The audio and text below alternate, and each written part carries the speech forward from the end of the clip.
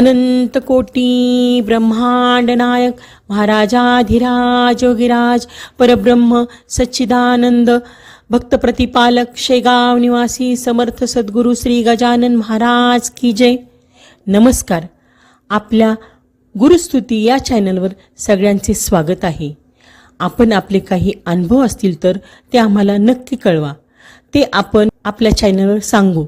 तसेच आपल्या चॅनलवर येणाऱ्या व्हिडिओबद्दल तुमच्या प्रतिक्रियासुद्धा कळवा. तुम्ही आम्हाला कमेंट किंवा डिस्क्रिप्शन बॉक्समधल्या ID वर ईमेल करू शकता. आपल्या चॅनलला सबस्क्राईब करा आणि व्हिडिओला लाईक आणि शेअर करा. धन्यवाद. हा अनुभव आहे तालुका काटोल जिल्हा नागपूर वैभव विक्रम देवपुजारी या दादांचा. दादा म्हणतात, तुझी कृपा त्याच परी शरणांगता ते समर्थ करी. जय गजानन. मध्यंतरी आम्ही काही गजानन महाराज उपासक महाराजांच्या माहितीविषयी गप्पा करीत होतो. कुणीतरी म्हणालं, अरे महाराजांचे उपासक देश विदेशात पसरले आहेत. अगदी विदेशात देखील ऋषीपंचमी आणि प्रगट दिनाचा कार्यक्रम मोठ्या प्रमाणात साजरा करण्यात येतो. ते ऐकून सगळेच आनंदित झाले. मग त्या गप्पांच्या ओघात मी म्हटलं, देश विदेशात महाराजांचे भक्त आहेत ही निश्चितच आनंदाची बाब आहे. पण मला तर वाटतं की अगदी लहानात लहान गावात दूरवरच्या खेड्यातही महाराजांचे भक्त आहेत हे देखील तेवढीच उल्लेखनीय बाब आहे. आणि शेवटी तसा विचार करता या गावाच्या देशांच्या सीमा आपल्यासाठी झाल्या, त्या ब्रह्मांड नायकासाठी कशाची आली सीमारेषा? तो तर इथेही आहे तसा तिथेही आहे. तो सर्वत्र आहे. जिथे तुम्ही त्याला हाक माराल तिथे तो तुमच्या मदतीला आहेच आहे. आता माझ्याच आईचं उदाहरण घ्या.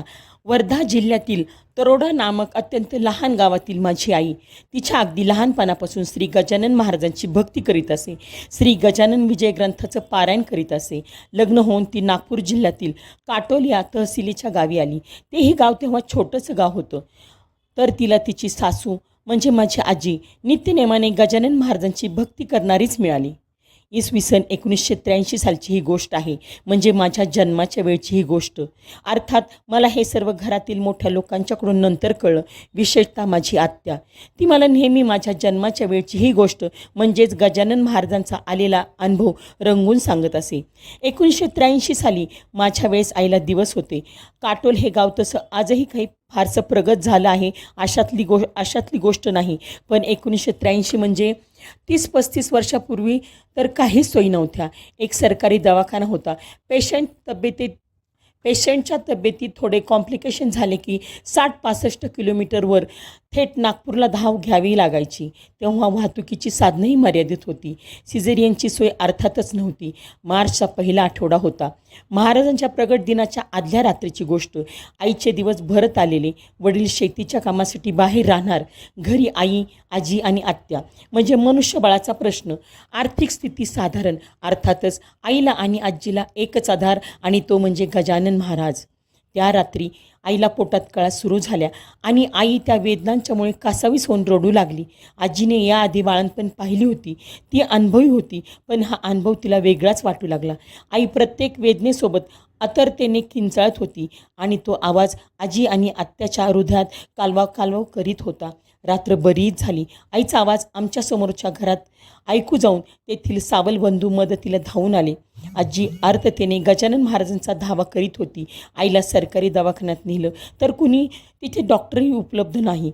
मग डॉक्टरांच्या घरी जाऊन त्यांना बोलवावं लागलं. इकडे आईची प्रकृती ढासळत होती. डॉक्टर म्हणाले, सिझेरियन ताबडतोब केले नाही तर बाळंतीण दोघेही दगवण्याची शक्यता आहे. पण त्यासाठी तज्ज्ञ डॉक्टर हवा. आजी जोरात ओरडली, महाराज आता आमची लाच तुमच्याच हाती आहे. आई पोटावर हात ठेवून महाराज सोडवा असं ओरडत होती आणि महाराज हाकेला धावले. कुणीतरी सांगितलं, उद्या इथे कसलीशी कॉन्फरन्स आहे, त्यासाठी नागपूरहून डॉक्टर आले आहेत आणि त्यापैकी एकजण हे सिझेरियनचे काम पार पाडण्यास सक्षम आहे. रात्री 12 वाजता आईला टेबलवर घेण्यात आलं आणि 12:30 वाजता म्हणजे प्रगट दिनाला सुरुवात होत असताना माझा जन्म झाला. पण माझा जन्म म्हणजे मी केवळ आईच्या पोटातून बाहेर आलो. मात्र मानेला नाळ वेढून त्याने मी निळा झालो होतो.